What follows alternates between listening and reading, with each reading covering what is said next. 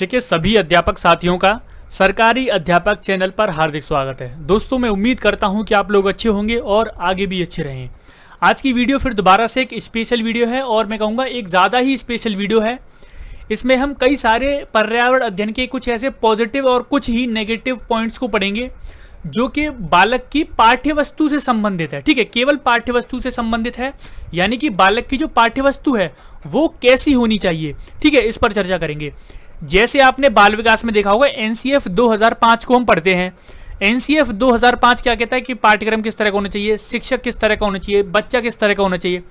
तो इसी तरह पर्यावरण अध्ययन में पर्यावरण शिक्षण नीति है जो ये बताती है कि बच्चे का जो पाठ्यक्रम है, करिकुलम है, जो पाठ्यवस्तु है वो कैसा होना चाहिए। तो उन्हीं सब चीजों पर चर्चा करेंगे। आज की इस वीडियो से आपको 4 से 5 प्रश्न आपके एग्जाम में डेफिनेटली देखने को मिलेंगे।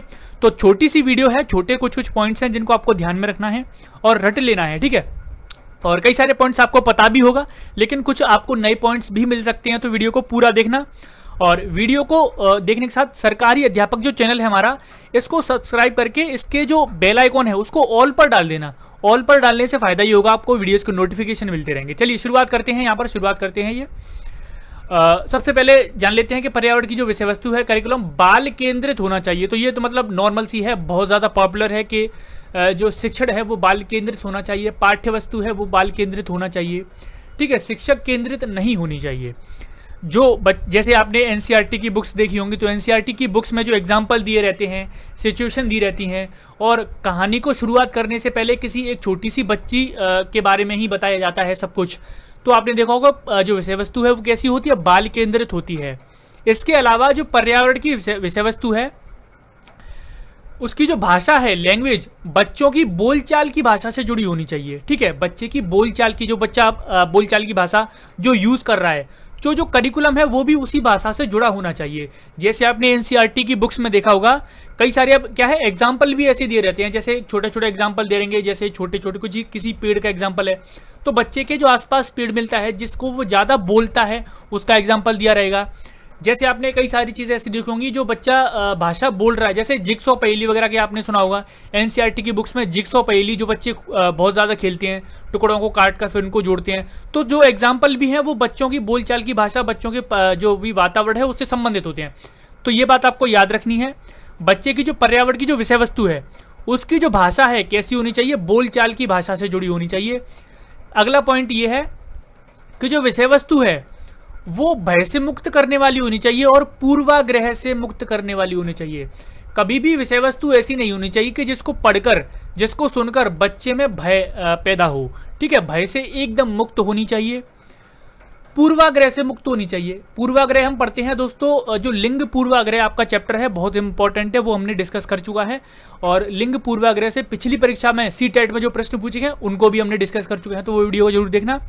पूर्वाग्रह कहते हैं बाइस को, इंग्लिश में बोलते हैं इसको BIAS, बाइस।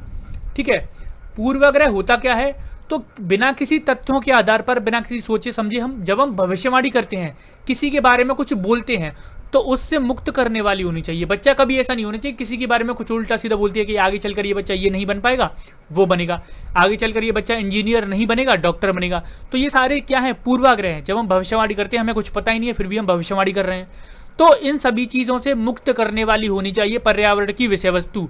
याद रखेंगे जो मैंने लास्ट 2 पॉइंट बताए हैं वो बहुत इंपॉर्टेंट है। इन दोनों पॉइंट्स को आप लिखिए। विषय वस्तु की जो भाषा है बोलचाल की भाषा से जुड़ी होनी चाहिए। इनको रट लेना है आपको, और रट इसलिए लेना है क्योंकि जब इससे संबंधित आपका दूसरा ऑप्शन आएगा तो वो बहुत कंफ्यूजिंग होगा। जब आपको ये ऑप्शन रट रहा होगा कि बोलचाल की भाषा से जुड़ी होनी चाहिए विषय वस्तु की भाषा, तभी आप कर पाओगे। अगर आपने नहीं रटा है तो ये आप गलत कर सकते हो। ठीक है, विषय वस्तु कैसी होनी चाहिए, भय एवं पूर्वाग्रह से मुक्त करने वाली होनी चाहिए। इसके अलावा अगला पॉइंट ये कहता है कि पर्यावरण की जो विषय वस्तु है बालक के वास्तविक घटनाओं से जुड़ी होनी चाहिए। ठीक है, वास्तविक घटनाओं से जुड़ी होनी चाहिए और दैनिक जीवन में जो उसको समस्याएं हैं उनसे भी जुड़ी होनी चाहिए, उनका भी समावेशन उसमें होना चाहिए। ठीक है, विषय वस्तु कैसी होनी चाहिए, बालक की वास्तविक घटनाओं से जुड़ी होनी चाहिए और दैनिक जीवन में जो समस्याएं उसके सामने आ रही हैं उसका समावेशन भी विषय वस्तु में होना चाहिए, यानी कि दैनिक जीवन की समस्याओं से जुड़ी होनी चाहिए। ये 2 चीज़ें अभी आप याद रखिए। इसके अलावा बालक क्या है, कक्षा में बहुत ज़्यादा बोर हो जाते हैं, तो इसलिए बालक की जो पर्यावरण अध्ययन की जो पाठ्य वस्तु है, करिकुलम है, वो ऐसी होनी चाहिए, उसमें पहेली होनी चाहिए, उसमें कविता होनी चाहिए, उसमें कहानी होनी चाहिए। तो इन चीज़ों का समावेशन भी उसमें होना चाहिए। इससे होता क्या है, पहेली, कविता और कहानी, इन सभी चीज़ों से क्या होता है, तो जो नीरसता होती है बालकों में, एक रसता होती है, वो समाप्त हो जाती है। ठीक है, बालक थोड़ा सा इंटरेस्ट लेने लगेंगे, बालकों को कॉन्फिडेंस आएगा, बालकों को मजे आएंगे। तो बालक क्या है, जो कि कोई पहेली में, जैसे मैंने आपको पहले एग्जांपल दिया था जिगसॉ पहेली, तो इस तरह की पहेलियां करवाते रहने आपको। ठीक है, ये सारी चीजें बालक की पाठ्य वस्तु में होनी चाहिए, बालक की विषय वस्तु में होनी चाहिए। आगे बढ़ते हैं। बालक को क्या है, परिवार, जैसे हम बालक के परिवार समुदाय के साथ सीखने में या फिर उनसे जोड़ने में वो करते हैं कि बालक परिवार के साथ और समुदाय के साथ ज़्यादा सीखता है। इसी तरह से कुछ और अन्य माध्यम हैं जिन पर हमें बल देना चाहिए, जैसे समाचार पत्र, इंटरनेट, टेलीविज़न। तो इन सभी से सीखने पर भी हमें बल देना चाहिए। और ये प्रश्न आपका आ चुका है 8 दिसंबर का 2019 का जो एग्जाम आपने देखा होगा, तो उसमें आपको मिल जाएगा ये वाला जो प्रश्न है वो भी था। ठीक है, हमें समाचार पत्र, इंटरनेट और टेलीविजन के माध्यम से सीखने पर भी बल देना चाहिए। ठीक है, ये भी एक इंपॉर्टेंट चीज है, आप याद रखेंगे। अगला पॉइंट है, पर्यावरण की विषय वस्तु हस्तपरक होनी चाहिए, यानी कि खुद से करके जो बालक सीखते हैं वो होते हैं हस्तपरक गतिविधियां। तो ये तो मैंने आपको सीडीपी के टैग वर्ड्स बताए थे, उसमें भी था ये, पॉजिटिव और नेगेटिव वर्ड्स बताए थे। सामूहिक क्रियाकलाप पर बल देनी चाहिए, यानी कि ऐसा क्रियाकलाप हो जिसमें बच्चा दूसरे समूह के साथ मिलकर, दूसरे बच्चों के साथ मिलकर सीखे। ठीक है, तो सामूहिक क्रियाकलाप, हस्तपरक गतिविधियां, इन सभी को मैंने हाईलाइट कर दिया जिससे आप इनको याद कर सकें। अगला पॉइंट है, पर्यावरण की जो विषय वस्तु है वो प्रश्न पूछने पर बल देने चाहिए, यानी कि ऐसी वस्तु होनी चाहिए विषय वस्तु कि बालक उसको पढ़ने के बाद प्रश्न पूछे, खोजने का मौका देने वाली होनी चाहिए। यानी कि ऐसी विषय वस्तु होनी चाहिए, कोई ऐसा बालक के सामने कोई ऐसी चीज आए, कोई ऐसा टास्क आए कि बालक उस सॉल्यूशन को, उस प्रॉब्लम का सॉल्यूशन को खोजने पर मजबूर हो।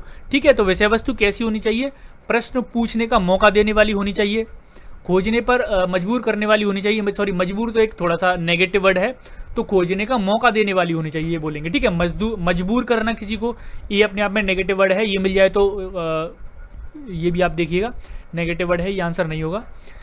विषय वस्तु कैसी होनी चाहिए, रटकर सीखने को हतोत्साहित करने वाली होनी चाहिए। हतोत्साहित का यहाँ पर आपको मीनिंग पता होना चाहिए। हतोत्साहित बोलते हैं जोर जबरदस्ती करना जो होता है, तो रटकर सीखने को एकदम हतोत्साहित करने वाली होनी चाहिए, उस पर बल नहीं देना चाहिए। जैसे हमने इससे पहले इंग्लिश में पढ़ा था, इसको बोलते हैं RIOT, रायोट मेमोराइजेशन, यानी कि रटंत विद्या। रटने पर सीखने को बल देने वाली किसी भी तरह की कोई पाठ्यवस्तु नहीं होनी चाहिए। जो बालक की जो पर्यावरण अध्ययन की विषय वस्तु है वो कैसी होनी चाहिए, बालक को प्रकृति से जोड़े, बालक को समाज से जोड़े, बालक को अपनी संस्कृति से जोड़े, तो इन सभी से जोड़ने वाली होनी चाहिए। ठीक है, याद रखेंगे, बालक क्या है, प्रकृति से जुड़ा रहेगा तो ज़्यादा सीखेगा, बहुत कुछ सीखेगा, समाज से सीखेगा, संस्कृति से भी सीखेगा, तो इन सभी चीज़ों को जोड़ने वाली होनी चाहिए विषय वस्तु। आप याद रखेंगे, प्रकृति, सामाजिक और संस्कृति को जोड़ने वाली होनी चाहिए विषय वस्तु। पर्यावरण की जो विषय वस्तु है, पर्यावरण के प्रति सरोकार रखने वाली होनी चाहिए। ऐसा नहीं है कि पर्यावरण के बारे में आप गलत गलत पढ़ा रहे हो। बालक को ऐसा पढ़ाना है कि बालक क्या है, नेचर के पास जाए, नेचर को समझे, नेचर की अहमियत को समझे, उसको नुकसान ना पहुंचाए, तो पर्यावरण के प्रति सरोकार रखने वाली होनी चाहिए। ठीक है, तो ये बात आप याद रखेंगे। जैसे हम क्या पढ़ते हैं, जब हम पर्यावरण अध्ययन सीटेट परीक्षा के लिए पढ़ते हैं, तो हम ये पढ़ते हैं कि मानव का पर्यावरण से क्या संबंध है, यही तो पढ़ते हैं हम, पर्यावरण का मानव से क्या संबंध है, हम ये सारी चीजें पढ़ते हैं। तो पर्यावरण मानव से क्या संबंध है और किस तरह मानव को पर्यावरण से संबंध बनाने चाहिए, तो ये सब चीजें हम सीखते हैं पर्यावरण अध्ययन में। और बालक की जो विषय वस्तु है पर्यावरण की, वो भी ऐसी ही होनी चाहिए। ठीक है, बालक को नेचर के पास लेकर जाए।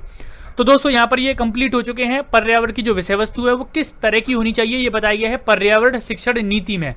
तो वहीं पर ये हमने कुछ पॉइंट्स निकाले हैं और इनको आप रट लीजिए। आपको आपके डेफिनेटली 4 से 5 प्रश्न हर बार एग्जाम में आते हैं और आने वाली परीक्षा में, सीटेट परीक्षा में, ये प्रश्न भी आपके डेफिनेटली आएंगे।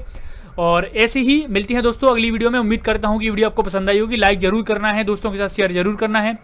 वीडियो कैसी लगी नीचे कमेंट्स करके जरूर बताना है। और अगर पहली बार आए तो चैनल को सब्सक्राइब करके जो नोटिफिकेशन है उसको बेल नोटिफिकेशन है उसको ऑल पर जरूर डालिएगा। तो दोस्तों मिलते हैं अगली वीडियो में, आज के लिए इतना ही, धन्यवाद।